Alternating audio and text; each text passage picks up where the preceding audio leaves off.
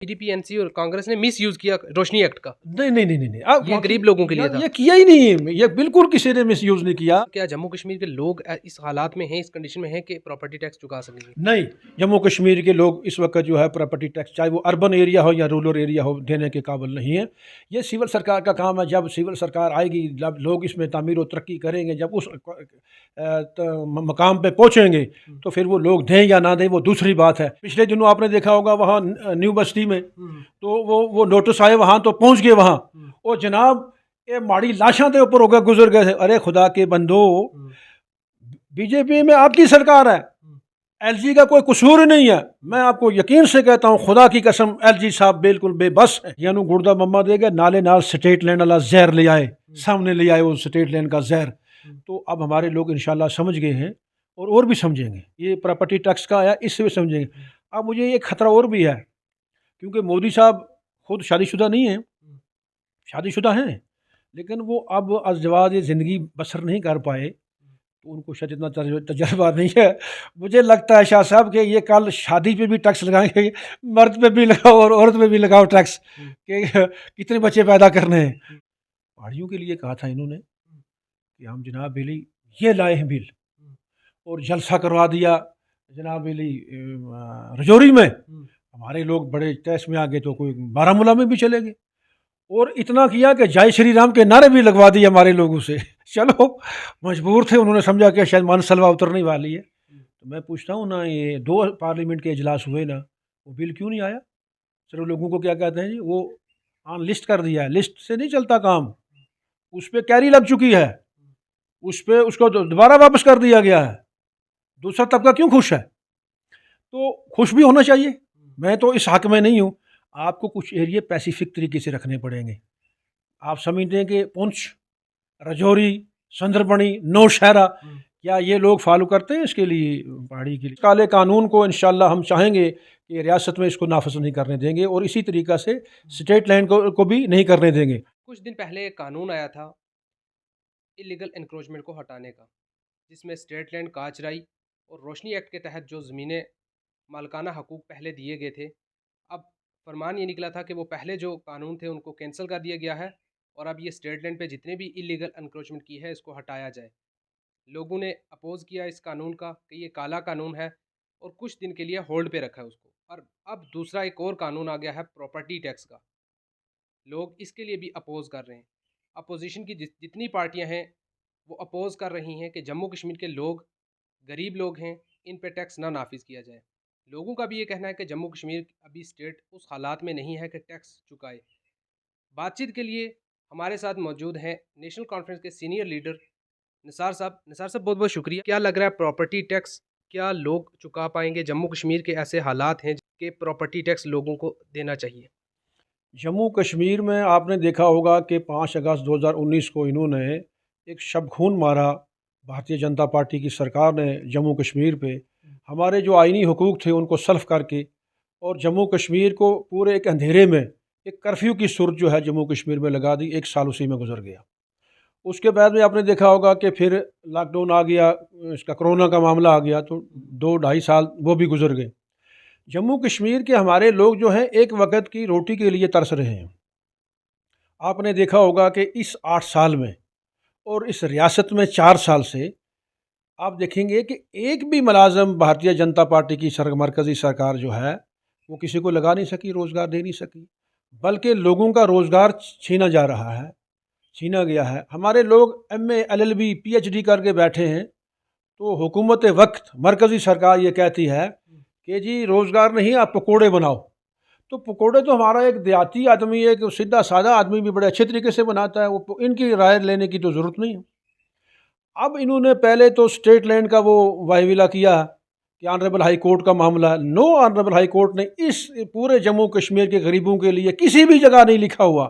اگر B J پی والے لوگ یہ ثابت کر دیں کہ ان 6 نمبر خسرہ کے علاوہ، جس میں شکیل بخشی صاحب آنریبل ہائی کورٹ میں گئے، ڈبل بینچ میں گئے، گیتا متل جی کے پاس جو ہماری chief justice of Jammu and Kashmir تھی، صرف 6 آدمیوں کے اس میں نام تھے، 6 نمبرات خسرہ تھے، انہی کے خلاف کورٹ کا فیصلہ آیا.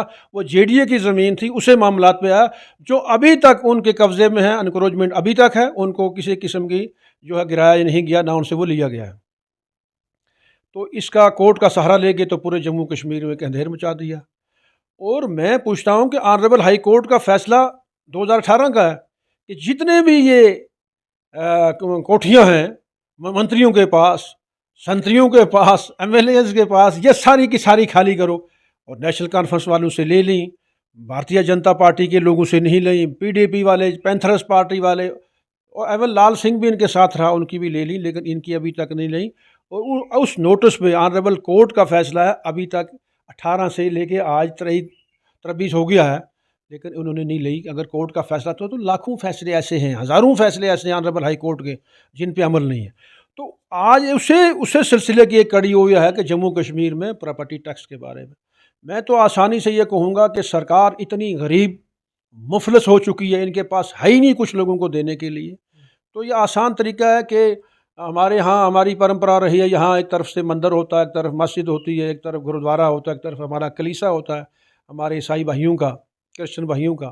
میں کہتا ہوں وہاں ایک بڑا سا بکسا کی لگا دے سرکار، اوپر لگا دے اس کے ٹیگ کہ آتی فی سبیل اللہ، کہ اللہ کے نام سے دے دو، اور سرداروں کے لیے ایک طرف سے لکھ دیں کہ وائی گرو کے نام سے دے دو، اور یہاں ہندو کے جو کا سائڈ مندر والی ہے وہاں ایک ٹیگ لگا دیں کہ جی بھگوان کے نام کے دے دو، اور وہاں ایک ٹیگ لگا دیں کہ جناب حضرت عیسیٰ علیہ الصلوۃ والسلام کے نام سے دے دو۔ تو سارے لوگ جب مندر جائیں گے، مسجد جائیں گے، گرودوارا جائیں گے، کلیسا میں جائیں گے، تو جاتے اور آتے وقت وہ خیرات اپنے بچوں کی ڈال دیا کریں گے، سرکار اس سے اپنا کام چلائے۔ میں تو اس نتیجے پہ پہنچ گیا ہوں۔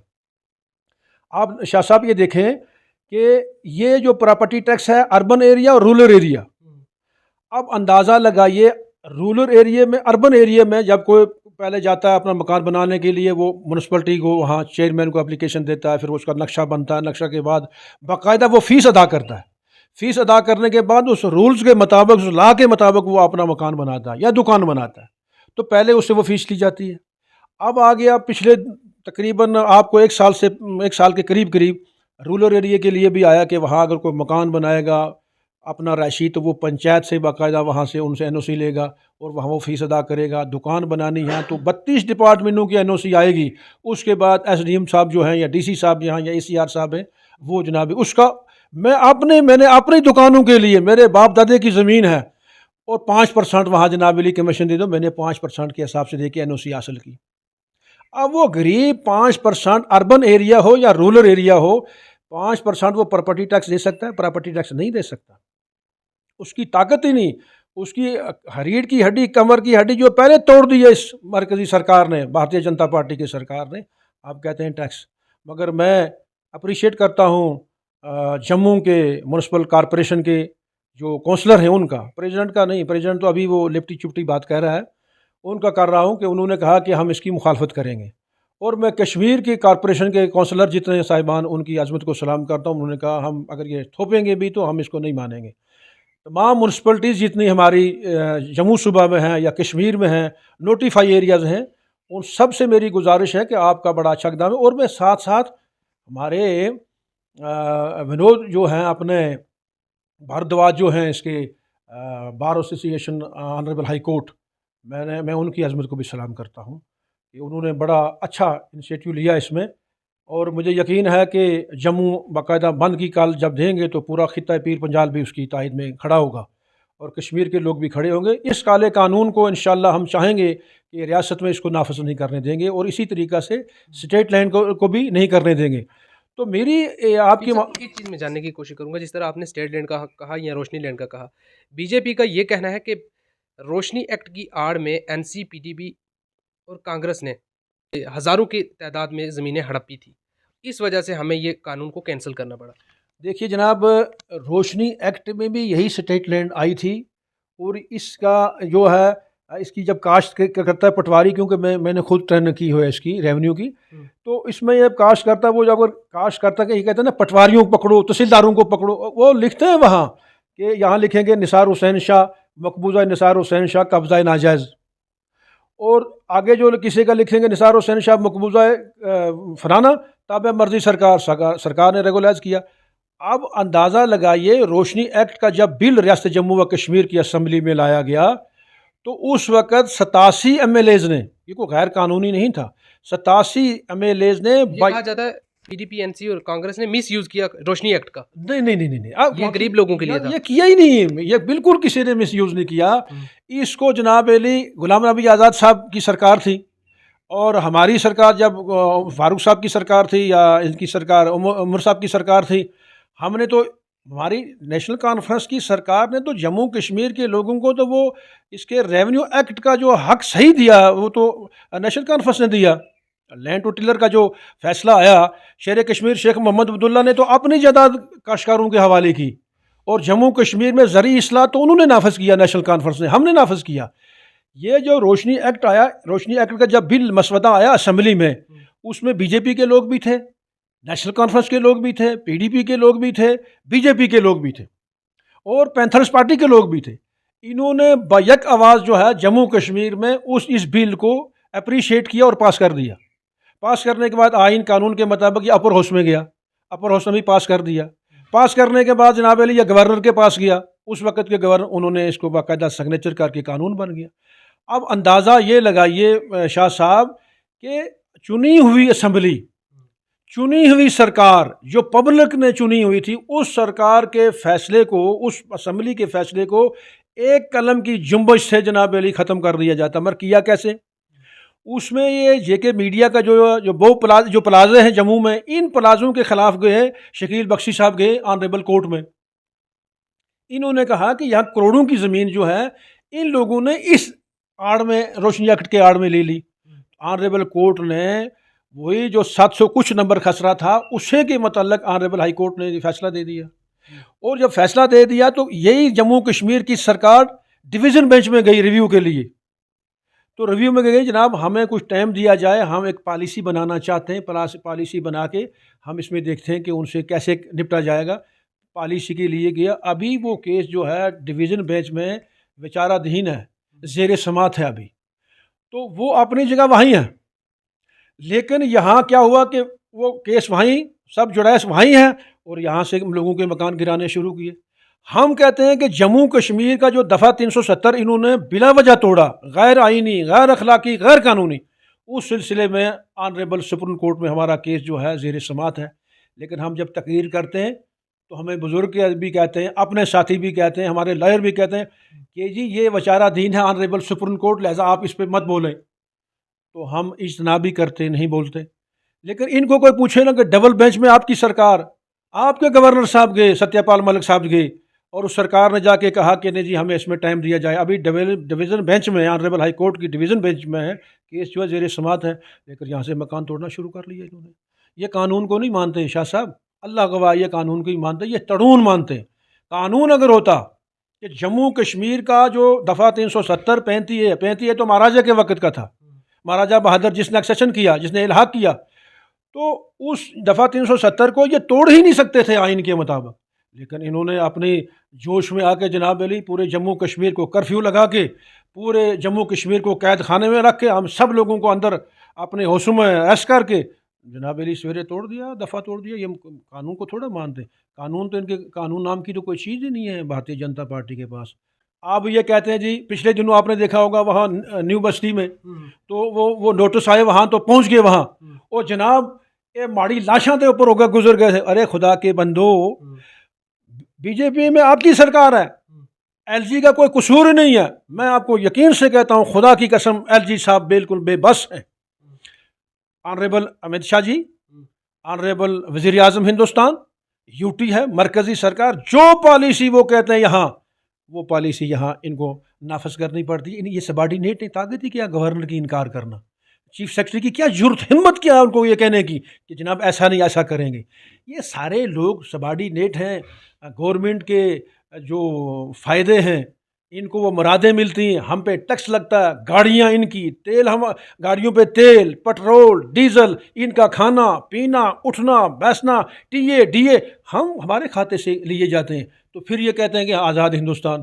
میں تو آزاد ہندوستان کی, یہاں کی خطہ پیر پنجال کے لوگوں کی عظمت کو سلام کرتا ہوں, جنہوں نے 1947 65 71 اس پریکسی وار میں بلا معاوضہ, بلا لحاظ مذہب و ملت رنگ و نسل ذات پات کے اپنے ملک کی ایکتا سالمیت کے لیے وہ کھڑے رہے, اور آج بھی کھڑے.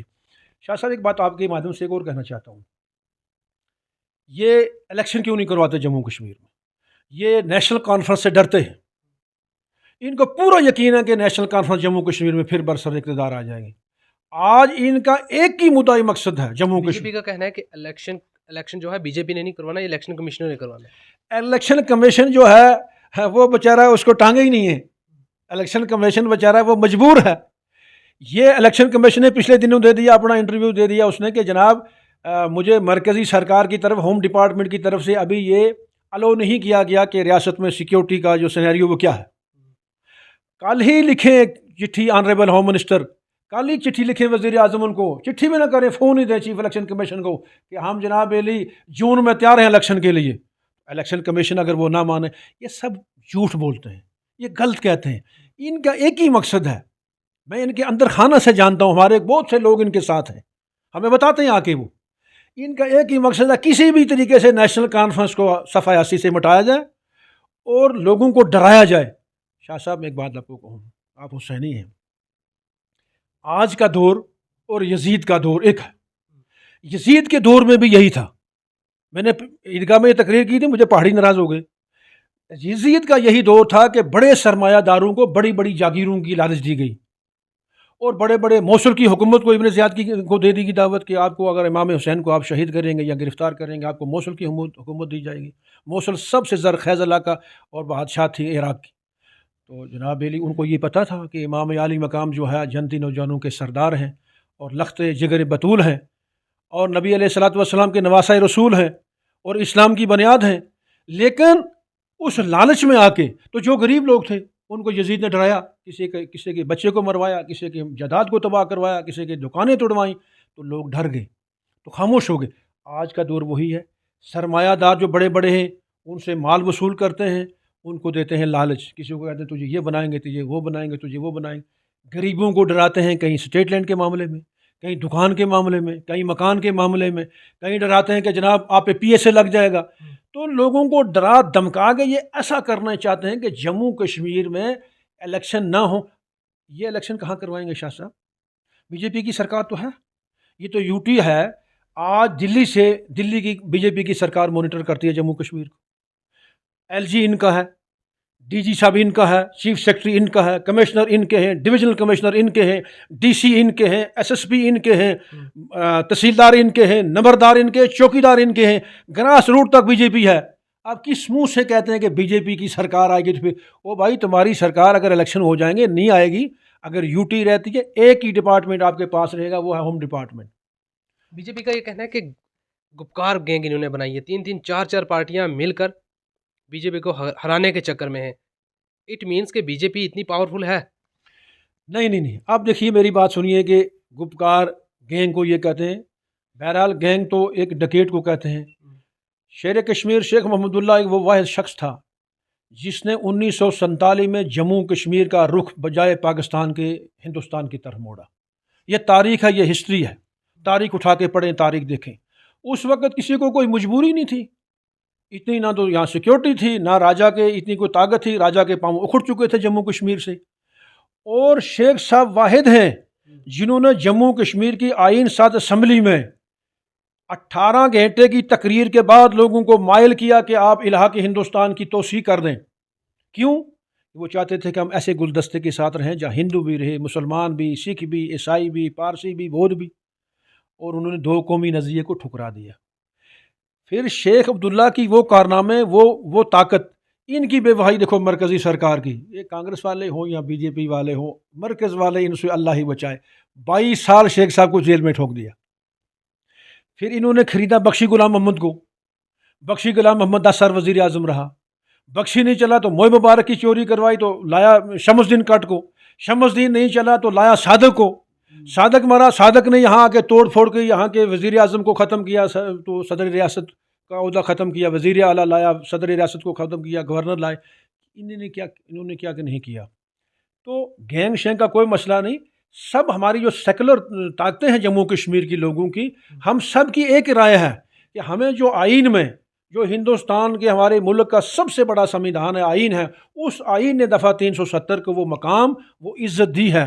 لہٰذا ہم اس سب پہ متفقہ رائے سے کھڑے ہیں. فائنلی میں آپ سے ایک چیز جاننے کی کوشش کروں گا، کیا جموں کشمیر کے لوگ اس حالات میں ہیں، اس کنڈیشن میں ہیں کہ پراپرٹی ٹیکس چکا سکیں گے؟ نہیں، جموں کشمیر کے لوگ اس وقت جو ہے پراپرٹی ٹیکس چاہے وہ اربن ایریا ہو یا رورل ایریا ہو دینے کے قابل نہیں ہے۔ یہ سول سرکار کا کام ہے، جب سول سرکار آئے گی، جب لوگ اس میں تعمیر و ترقی کریں گے، جب اس مقام پہ پہنچیں گے تو پھر وہ لوگ دیں یا نہ دیں وہ دوسری بات ہے۔ بات پھر کہنے لگا آج آپ کے مادھیم سے، آپ نے بھی اس پہ سوال کیا تھا، نرمل سنگھ جی آئے تھے، پہاڑیوں کے لیے کہا تھا انہوں نے کہ ہم جناب بلی یہ لائے ہیں بل، اور جلسہ کروا دیا جناب علی رجوری میں، ہمارے لوگ بڑے تیس میں آ گئے تو کوئی بارہمولہ میں بھی چلے گئے، اور اتنا کیا کہ جائے شری رام کے نعرے بھی لگوا دیے ہمارے لوگوں سے۔ چلو مجبور تھے، انہوں نے سمجھا کہ شاید مان سلوا اترنے والی ہے۔ تو میں پوچھتا ہوں نا، یہ 2 پارلیمنٹ کے اجلاس ہوئے نا، وہ بل کیوں نہیں آیا؟ صرف لوگوں کو کیا کہتے ہیں جی، وہ آن لسٹ کر دیا ہے، لسٹ سے نہیں چلتا کام، اس پہ کیری لگ چکی ہے، اس پہ اس کو دوبارہ واپس کر دیا گیا ہے۔ دوسرا طبقہ کیوں خوش ہے؟ تو خوش بھی ہونا چاہیے۔ میں تو اس حق میں نہیں ہوں، آپ کو کچھ ایریے پیسیفک طریقے سے رکھنے پڑیں گے۔ آپ سمجھتے ہیں کہ پونچھ، رجوری، سندربنی، نوشہرہ، کیا یہ لوگ فالو کرتے ہیں اس کے لیے پہاڑی کے لیے؟ مجھے پہاڑی معاف نہیں کریں گے، لیکن اربن ایریا میں، رورل ایریا میں جو غریب لوگ ہیں، گجروں کو کیا ملا؟ گجر بکروالوں کو کیا ملا؟ کچھ نہیں، 2%، 10% گجر پڑے ہوئے تھے تو وہ اچھے مقام پہ پہنچ گئے۔ آپ کو کیا لگتا ہے پیر پنجال کے ایریا میں جو لوگ رہتے ہیں کیا ڈیزرو کرتے ہیں ایس ٹی کے لیے یا نہیں؟ بالکل کرتے ہیں، یہ بالکل خطہ پیر پنجال کے لوگ جو ہیں ڈیزرو کرتے ہیں، مگر کچھ ایریاز کو چھوڑ کے، کچھ ایریاز میں میرا اس پہ جو ہے اعتراض ہے۔ جیسے کہ پونچھ میونسپل ایریا جو ہے، جیسے رجوری میونسپلٹی ایریا ہے، جیسے نوشہرہ ہے، سندربنی ہے، اس کو چھوڑ دینا چاہیے، کیونکہ ان لوگوں کو تو کوئی ایسی میں نے تو مشقت ہے نہیں، بڑے بڑے لالے ہیں۔ اب میں سبزیاں والا جو ہے میرا، بفلیاز والا میرا جو ہے، چندی مڑ والا جو میرا غریب ہے مسکین بیچارہ، وہ بڑی مشکل سے 10ویں 12ویں تک اپنے بچے کو پڑھا گیا۔ سندربنی، نوشہرہ، رجوری، پونچھ کے لوگ تو PhD کر کے بیٹھے یہاں، تو انہوں نے لگنا کہ اس غریب نے لگنا ہے؟ یہ تو وہی گجر بکروالوں والی اصلی ہے، جو بیچارہ ان پڑھ تھا بکروال، اس کو تو ملا ہی کچھ نہیں، جو گجر بھی ان پڑھ تھا BPL ملا، اور جو پڑھے لکھے تھے جناب علی 10% 20% انہوں نے فائدہ اٹھا لیا۔ اس سے میں کہتا ہوں کچھ ایریے انہوں نے آئیڈینٹیفائی کرنے چاہیے تھے، ان کو بیکورڈ قرار دینا چاہیے تھا، تاکہ وہاں کے لوگ جو ہیں کسی طریقہ سے اپنے پڑھے لکھے بچوں کو روزگار دلا سکتے ہیں۔ تو یہ بھی ایک قسم کا مذاق ہے، بہرحال لوگ اس کا فیصلہ انشاءاللہ کریں گے، بڑا اچھا فیصلہ ہوگا، مگر یہ اس کہتے ہیں ہمارے پہاڑی میں کہ گڑدا مما، پہاڑیاں نو گڑدا مما دے گا، نالے نال سٹیٹ لینڈ والا زہر لے آئے، سامنے لے آئے وہ سٹیٹ لینڈ کا زہر۔ تو اب ہمارے لوگ انشاءاللہ سمجھ گئے ہیں، اور بھی سمجھیں گے، یہ پراپرٹی ٹیکس کا آیا اس سے بھی سمجھیں گے۔ اب مجھے یہ خطرہ اور بھی ہے، کیونکہ مودی صاحب خود شادی شدہ نہیں ہیں، شادی شدہ ہیں، لیکن وہ اب ازدواج زندگی بسر نہیں کر پائے، تو ان کو شاید اتنا تجربہ نہیں ہے۔ مجھے لگتا ہے شاہ صاحب کہ یہ کل شادی پہ بھی ٹیکس لگائیں گے، مرد پہ بھی لگاؤ اور عورت پہ بھی لگاؤ ٹیکس، کہ کتنے بچے پیدا کرنے ہیں۔ جس طرح کے قانون آ رہے ہیں، کیا لگ رہا ہے بی جے پی بڑا دعویٰ کر رہی ہے کہ اس بار 50 کے پار بی جے پی ہو پائے گی یا نہیں؟ نہیں، انشاءاللہ الرحمن الرحیم، اللہ تعالیٰ نے ان کا جو ہے وہ مرال جو ہے وہ ڈھون کرنا شروع کر لیا ہے۔ اللہ تعالیٰ بہت بڑا ہے، کیونکہ حکومت تو میرے رب کی ہے، ہمارا ایمان ہے۔ تو اب جو بھی یہ کام کر رہے ہیں انشاءاللہ ان کے خلاف جا رہے ہیں۔ یہ جموں کے بچے کھچے ہوئے لوگ تھے، ان کے جو کارپوریٹر تھے، بچے ہوئے ان کی کونسلیں تھیں، تو آج وہی لوگ سڑکوں پہ نکل کے آ رہے ہیں جناب علی کہ یہ پراپرٹی ٹیکس کہاں سے آ گیا۔ ہم تو نہیں کہہ رہے تھے، لوگ بڑے خوش تھے ہمارے لوگ جموں کے کہ بھائی دفعہ 370 ٹوٹ کے پتہ نہیں کون سے بلا باندھ کے رکھی ہوئی تھی جموں کشمیر کی حکمرانوں نے، شیر کشمیر شیخ محمد اللہ نے، تو وہ جناب علی بلا اب ختم ہو گئی ہے، اب سب رو رہے ہیں۔ تو یہ جو بھی اقدام، یہ جتنے بھی کالے قانون جموں کشمیر میں لائیں گے انشاءاللہ الرحمن الرحیم، اتنے انہیں نقصان دیں گے، اتنے لوکل پارٹی جو جموں کشمیر کی ریجنل پارٹی ہیں انشاءاللہ ان کو ان کا بینیفٹ ہوگا۔ شکریہ، بہت بہت شکریہ۔